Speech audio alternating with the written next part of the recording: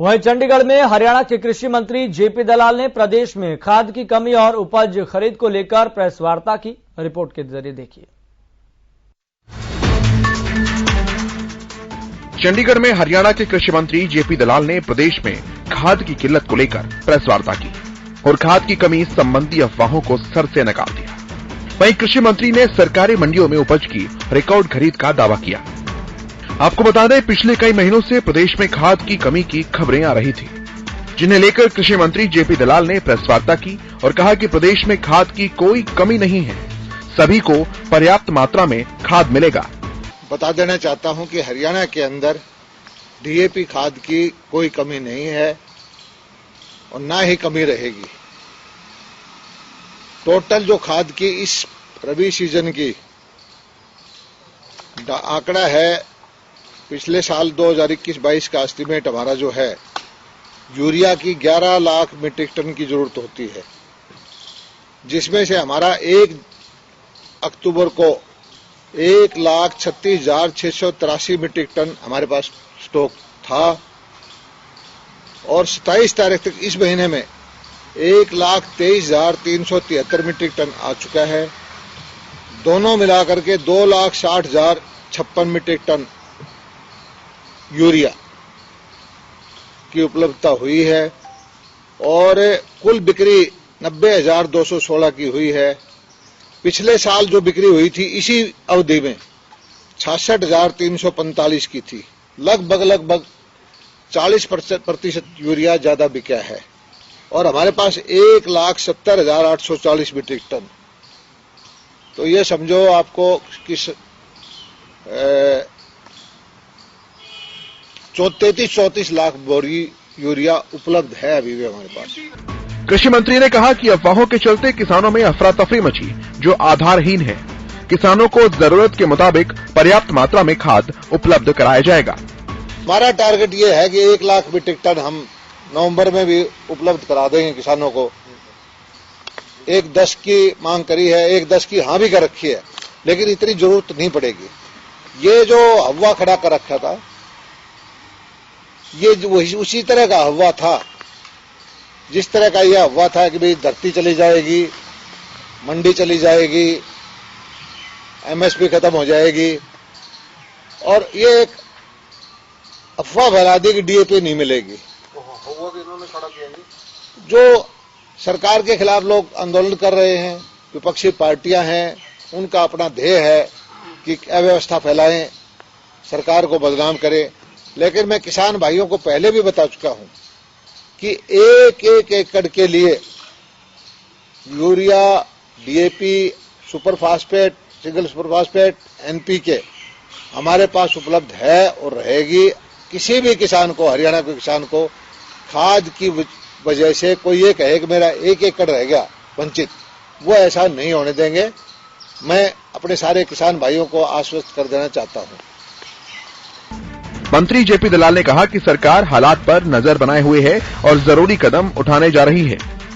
ये जो भ्रम फैलाया गया, ये जरूर है कि पिछले हफ्ते में 3-4 जगह लाइनें ज्यादा लगी और मैं समझता हूं लाइनें लगाना हमारा मजबूरी थी। हमारे पड़ोसी प्रदेश राजस्थान में यूरिया की कालाबाजारी है, हमारे पड़ोसी प्रदेश पंजाब में ऊंचे रेट पर बिक रहा है और ये कालाबाजारी करने वाले लोग चाहते थे कि इनको ट्राली भर के हम डीएपी दे दें। उनको रोकने के लिए हमने अपने किसानों की जरूरत के हिसाब से 3 बोरी, 4 बोरी, 5 बोरी, क्योंकि आधा बोरी डीएपी लगता है एक सरसों के खेत में, और 90% 80% किसान जो है 3-4 एकड़ के से बड़ा नहीं है, उनको हमने दिया। उससे लाइनें लगी दिखाई दी और कालाबाजारी रोकने की पूरी कोशिश की। कल भी, आज आपने न्यूज़पेपर में आया होगा कि 500 कुछ कट्टे हांसी में एक व्यापारी से पकड़े गए हैं, जिसका वो हिसाब नहीं दे पाया।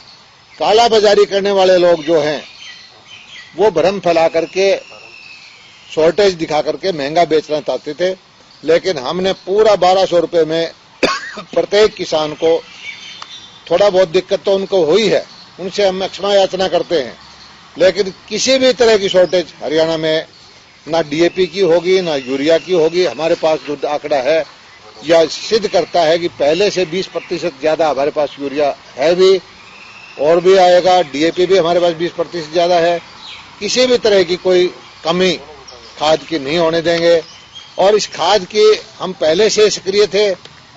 मैंने केंद्र के मंत्रियों से मुलाकात की, डीओ लेटर लिखा, हमारे मुख्यमंत्री जी ने सारा संज्ञान लिया और केंद्रीय मंत्री से कह के 6 अतिरिक्त रैक भी मंगवाए ट्रेन के।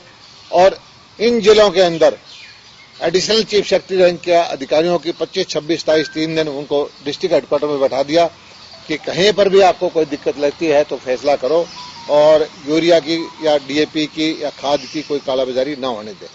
जेपी दलाल ने कहा कि सरकार किसानों के साथ है। सरकारी मंडियों में उपज की रिकॉर्ड खरीद की जा चुकी है कि इस बार जो पैडी है 2020 में आज तक जो पैडी की अराइवल हुई थी 44.26 लाख मीट्रिक टन। उस वक्त हमने पहले शुरू की थी, इस बार लेट शुरू की 1 हफ्ता। उसके बावजूद हम 44.40 लाख मीट्रिक टन अराइवल हो चुकी है। जो पिछले साल आज तक आई थी उतनी अराइवल मंडियों में हो चुकी है। उसमें से 43 लाख मीट्रिक टन हम खरीद चुके हैं। 36.85 लाख 85% की लिफ्टिंग हम कर चुके हैं। इससे बढ़िया व्यवस्था हो नहीं सकती कि 85% लिफ्टिंग साथ साथ हो जाए। 6,200 करोड़ रुपए की पेमेंट कर चुके हैं। पहले 15-15 महीना लगता था, अब हमने नीति बना दी कि 72 घंटे के बाद अगर किसान की पेमेंट लेट होगी तो उसको ब्याज देंगे 9%। उसका परिणाम यह है कि इस पैडी की 6,200 करोड़ रुपए की साथ साथ किसानों को पेमेंट भी जा रही है। और बासमती की अराइवल पिछली बार जो थी 8.40 लाख मीट्रिक थी, इस बार 4.68 लाख मीट्रिक टन हुई है। बासमती थोड़ा सा लेट है, बारिश की वजह से थोड़ा सा लेट हो गई है। और पिछली बार जो हमने हमारी कुल पैडी की परचेज जो थी 56 लाख मीट्रिक टन थी, जिसमें से 44.40 तो हम खर्च चुके हैं। मोटा मोटी 80% की पैडी की परचेज हो चुकी है। और अभी तो मंडी चलेगी, जब तक किसान के भाई के पैडी नहीं आ जाती हम प्रोक्योरमेंट करते रहेंगे। जेपी दलाल ने इलाहाबाद उपचुनाव में भाजपा की जीत की भविष्यवाणी की और कहा कि भाजपा प्रत्याशी गोविंद कांडा उपचुनाव में जीत दर्ज करेंगे। मैं इलाहाबाद में एक रात रुका, 2 दिन लगाए हैं और मुझे वहां जाकर बड़ा आश्चर्य हुआ कि बाहर जो प्रचार था कि भाई ये कैंडिडेट आगे है, यहाँ किसान आंदोलन का असर है, यहाँ जत्थेबंद यहाँ इलेक्शन को वोट कर देंगे। ये जत्थेबंद यहाँ सिर्फ न्यूज में है या एक आध चौराहे पे हैं। ग्रामवासी 100% ये सोच रहे हैं कि बनी बनाई सरकार है भाजपा की, 3 साल बाकी हैं, तो अपना नुमाइंदा सरकार के अंदर भेज के अपना विकास कराना चाहते हैं और परिणाम जो है इसी हिसाब से आएंगे। खाद की किल्लत और उपज खरीद पर सरकार के दावे एक तरफ, लेकिन अब देखना होगा कि क्या सचमुच अन्नदाता को बिना लंबी कतारों में लगे खाद मिल पाता है या नहीं।